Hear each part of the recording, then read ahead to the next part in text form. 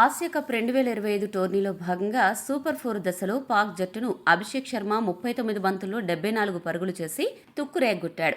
Pakistan face spin కకావికలం చేసిన భారత opener Abhishek Sharma సరికొత్త సూపర్ స్టార్గా అవతరించాడు. ఇక మ్యాచ్ అనంతరం సెహ్వాగ్తో ముఖాముఖిలో పాల్గొన్న అభిషేక్పై మాజీ క్రికెటర్ వీరేంద్ర సెహ్వాగ్ ప్రశంసలు కురిపించాడు. ఈ సందర్భంగా తనను వీరేంద్ర సెహ్వాగ్తో పోల్చడంపై అభిషేక్ ఇచ్చిన సమాధానం అదిరిపోయింది. అదే సమయంలో ఈ యువ బ్యాటర్కు సెహ్వాగ్ కీలక సూచన చేశాడు. ఆ వివరాలు ఇప్పుడు మనం చూద్దాం. వీరేంద్ర సెహ్వాగ్తో తనను పోల్చడంపై అభిషేక్ స్పందించాడు. అభిషేక్ మాట్లాడుతూ, వీరుబయ్యలాగే నేను కూడా తొలి బంతినే బౌండరీగా మలచేందుకు ప్రయత్నిస్తూ ఉంటాను. అయితే ఇప్పటి పాక్ బౌలింగ్లో పెద్దగా పసలేదు. అప్పటి బౌలర్స్తో పోలిస్తే వీళ్ళెందుకు పనికిరారు.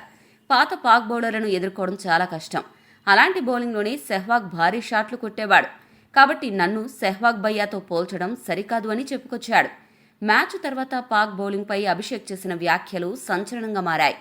ఇక అభిషేక్ ఇచ్చిన ప్రశంసకు ఆనందం వ్యక్తం చేసిన సెహ్వాగ్ అతడికి కీలక సూచన చేశాడు. నువ్వు బ్యాటింగ్ చేసేటప్పుడు ఎప్పుడైతే 70 లేదా 80లోకి వచ్చావో సెంచరీ చేసే అవకాశాన్ని చేజార్చుకోవద్దు. నాకు ఇవే మాటలు సునీల్ గవాస్కర్ చెప్పారు. రిటైర్ అయిన తర్వాత ఇలా అవుట్ అయిన ఇన్నింగ్స్ గుర్తొస్తుంటాయి. అరే, సెంచరీ చేసుంటే బాగుండేదన్న భావన కలుగుతుంది. అందుకే ఇలాంటి ఇన్నింగ్స్ను శతకాలుగా మార్చుకోవాలి.